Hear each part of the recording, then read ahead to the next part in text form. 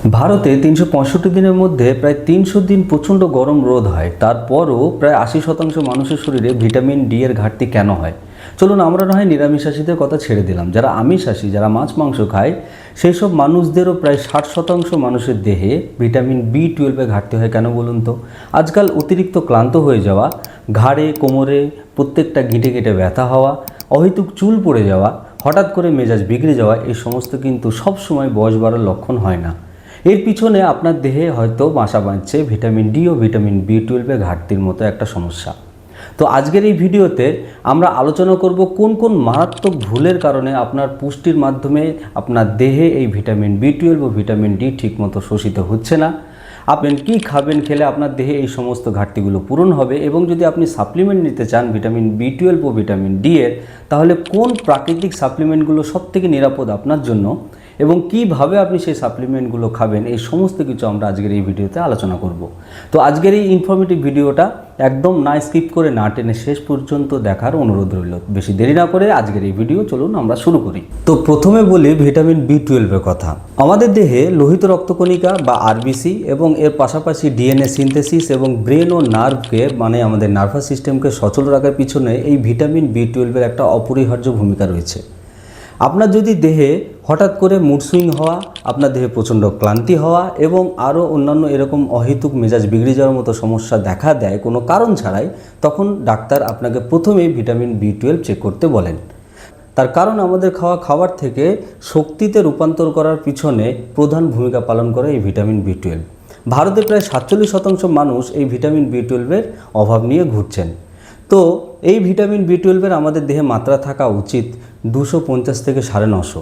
যখনই এর মাত্রাটা 150-র নিচে নেমে যায়, তখনই হয় মারাত্মক বিপদ। আমাদের দেহে তৈরি হয় চিরস্থায়ী ক্লান্তির মতো একটা অসুবিধা, এবং এর সঙ্গে পাশাপাশি হতে পারে অটোইমিউন ডিজিজের মতো মারাত্মক সমস্যা।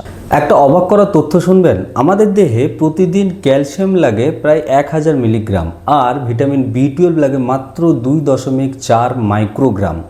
অর্থাৎ ভিটামিন বি 12 চেয়ে ক্যালসিয়াম লাগে প্রায় 4 লাখ গুণ বেশি। তারপরেও এত সামান্য মাত্রা হওয়া সত্ত্বেও আমাদের দেহে এর ঘাটতি কেন হচ্ছে, সেটা আমাদের অবশ্যই জানতে হবে। এর প্রধানত 4টি কারণ থাকে। প্রথম হলো ডায়েট। নিরামিষ ডায়েটে ভিটামিন বি 12 থাকে না বললেই চলে। 2 নম্বর হলো আমাদের অতিরিক্ত পরিমাণে অ্যান্টাসিড খাওয়ার অভ্যেস। যারা উল্টোপাল্টা খাবার খায়, তাদের দেহে যখন অ্যাসিডিটির মতো সমস্যা তৈরি হয়, তখন তারা কি করেন, বাজার থেকে গ্যাসের ওষুধ বা অ্যান্টাসিড কিনে খাওয়ার অভ্যেস তৈরি করে ফেলেন। এই গ্যাসের ওষুধগুলো আমাদের দেহে পাকস্থলীর মধ্যে যে অ্যাসিড থাকে খাবারকে হজম করার জন্য, সেই অ্যাসিডটাকে লঘুকরণ করে দেয় বা পাতলা করে দেয়, যার ফলে কি হয়, আমাদের খাওয়া খাবার থেকে আমাদের দেহ ভিটামিন বি 12টাকে ঠিকঠাকভাবে শোষণ করতে পারে না। 3 নম্বর হলো সুগারের ওষুধ খাওয়া। যে সমস্ত রোগীদের রক্তে শর্করা পরিমাণ অনেক বেশি, যারা মেটফর্মিন জাতীয় মেডিসিন প্রতিদিন নেন, তাদের দেহ কিন্তু ভিটামিন বি 12 ঠিকঠাকভাবে শোষণ হয় না। 4 নম্বর হলো আরোর জল খাওয়া বা পানি পান করা। যারা অতিরিক্ত ফিল্টার করা মিনারেলবিহীন জল পান করার অভ্যেস তৈরি করে ফেলেছেন, তাদের দেহ কিন্তু ঠিকঠাকভাবে এই ভিটামিন বি 12 শোষণ হবে না। তাহলে এর সমাধান কি? কি খেলে ভিটামিন বি 12 আমাদের দেহে বাড়বে? প্রথম হলো দুধ ও দই। প্রতিদিন 1 গ্লাস দুধ পান করার একটা অভ্যেস তৈরি করুন, আর সকালবেলায় খালি পেটে 1 বাটি দই খাওয়ার একটা অভ্যেস তৈরি করুন। দইয়ের মধ্যে যে প্রোবায়োটিক্স থাকে, তারা আমাদের দেহে ভিটামিন বি 12 শোষণ হারকে অনেক গুণ বাড়িয়ে দেয়। 2 নম্বর হলো গোটা শস্য বা হোল ফুডস খাওয়ার একটা অভ্যেস।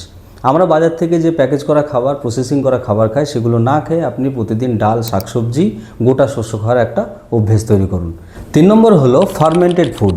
ইডলি, ধোকলা, এছাড়াও পান্তা ভাত আমাদের বাঙালিদের খুব প্রিয় একটা খাবার। এই সমস্ত খাবারগুলো খেলে কি হয়, এতে থাকা যে ব্যাকটেরিয়াগুলো আমাদের দেহে ভিটামিন বি 12 শোষণ হারকে অনেক গুণ বাড়িয়ে দেয়।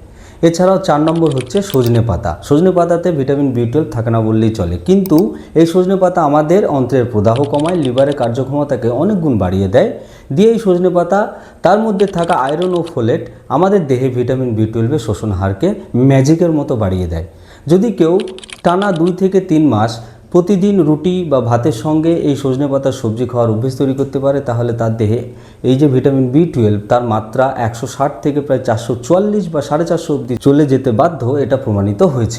ভিটামিন বি 12 সাপ্লিমেন্ট 2 রকমের হয়। প্রথম হলো প্রাকৃতিক, যেটা স্পিরুলিনা বা হুইট গ্রাস থেকে নেওয়া হয়। আর 2 নম্বর হলো সিনথেটিক। সিনথেটিক 2 রকমের হয়, একটা হলো মিথাইলোকোবালামিন, একটা হলো সায়ানোকোবালামিন। তবে ডাক্তারের পরামর্শে মিথাইলোকোবালামিন নেওয়াটাই উচিত।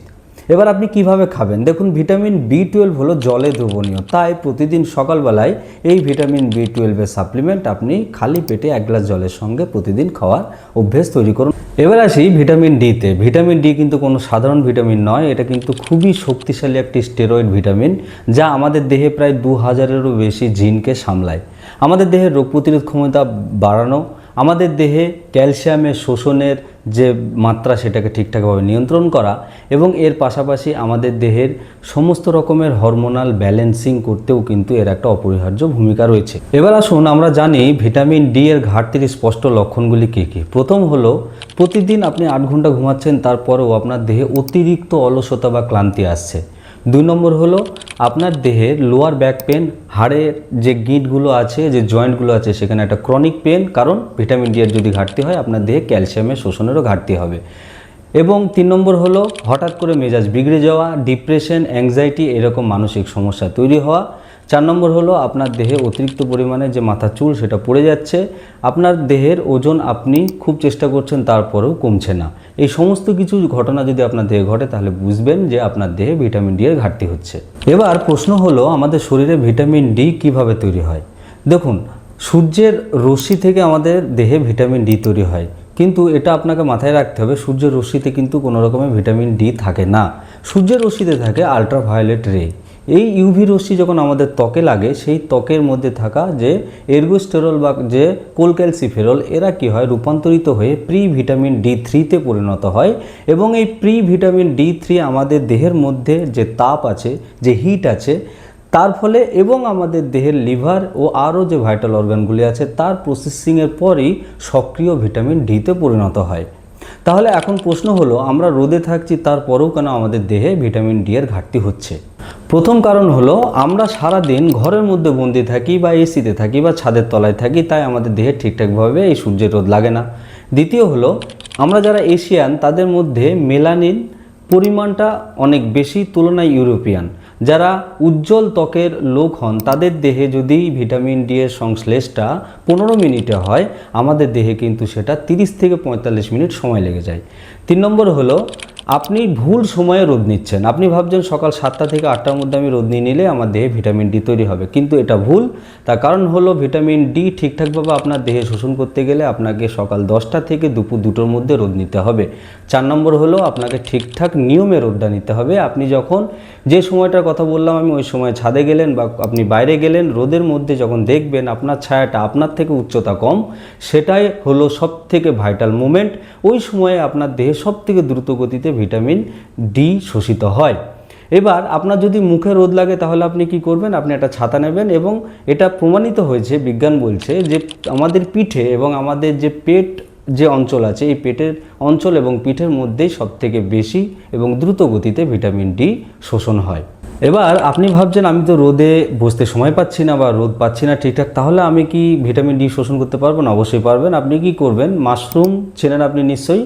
এই মাশরুমকে আপনি রান্না করার আগে ভালো করে কাটবেন, কেটে কাটা অংশটা উপরের দিকে দিয়ে রোদের মধ্যে রেখে দেবেন 15 থেকে 20 মিনিট বা আপনি আধা ঘন্টা রোদে রাখুন। এই মাশরুমের মধ্যে থাকা এরগোস্টেরল প্রচুর ভিটামিন ডি তৈরি করে। দেখা গেছে আধা ঘন্টা যদি মাশরুমকে আপনি রোদের মধ্যে এরকমভাবে রেখে দেন তাহলে প্রায় 700 মাইক্রো ইউনিট ভিটামিন ডি তৈরি করতে সক্ষম।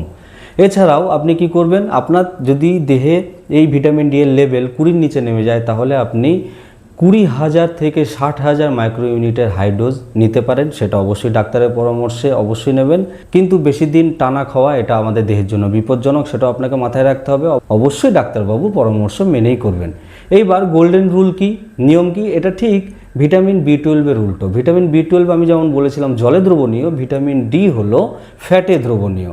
অর্থাৎ আপনাকে কি করতে হবে? ভিটামিন B12 যেরকম সকালবেলায় খালি পেটে জলের সঙ্গে খেতে বলেছিলাম, এটা কিন্তু খাবার খাওয়ার পর খেতে হবে। ভিটামিন ডি এর সাপ্লিমেন্ট হোক আর ভিটামিন ডি জাতীয় যে সমস্ত জিনিসগুলো আছে প্রাকৃতিক বা সিনথেটিক, সমস্ত কিছু আপনি যে খাবার দাবার খেলেন ভরপেট তারপরেই খাওয়ার চেষ্টা করবেন, তবে আপনার দেহে ভিটামিন ডি এর ঠিকঠাকভাবে ঘাটতিটা পূরণ হবে। তাহলে এবার আমি একবার রিক্যাপ করিয়ে দিই। খুব সহজ কয়েকটা নিয়ম যদি আমরা মানি, তাহলে এই ভিটামিন B12 ও ভিটামিন ডি এর মতো মারাত্মক ভিটামিনের অভাব আমাদের দেহে পূরণ হয়ে যাবে। এক হলো প্রতিদিন 1 গ্লাস দুধ পান করা, প্রতিদিন সকালবেলায় পারলে 1 বাটি দই খাওয়া, এবং যদি পারি আমরা যে ফার্মেন্টেড ফুডের কথা আমি বলেছি সেগুলোকে খাওয়া। প্রতিদিন অন্তত 15 থেকে 20 মিনিট রোদের মধ্যে বসা, রোদে কীভাবে বসবেন সেটা খুব ভালোভাবে বলে দিয়েছি। এবং এর পাশাপাশি যে সাপ্লিমেন্টগুলোর কথা আমি বললাম সেই সাপ্লিমেন্টগুলো যদি আপনি নেন অবশ্যই ডাক্তারবাবুর নিয়ম মেনেই আপনি নেবেন। তো আজকের এই ভিডিও যদি আপনাদের ভালো লেগে থাকে তাহলে সেটা অবশ্যই আমাকে কমেন্ট করে জানাবেন, আর যদি কিছু প্রশ্ন থাকে সেটাও কমেন্টে অবশ্যই জানাতে ভুলবেন না। আপনার যদি পরিবার বা আত্মীয় স্বজন বন্ধু বান্ধবের মধ্যে কেউ এরকম ভিটামিন B12 বা ভিটামিন D3 এর অভাবে ভুগছে তাকে অবশ্যই ভিডিওটি শেয়ার করতে ভুলবেন না। দেখা হবে আবার নতুন কোনো ইনফরমেটিভ ভিডিও নিয়ে। ততদিনে আপনি সুস্থ থাকুন, ভালো থাকুন, ধন্যবাদ।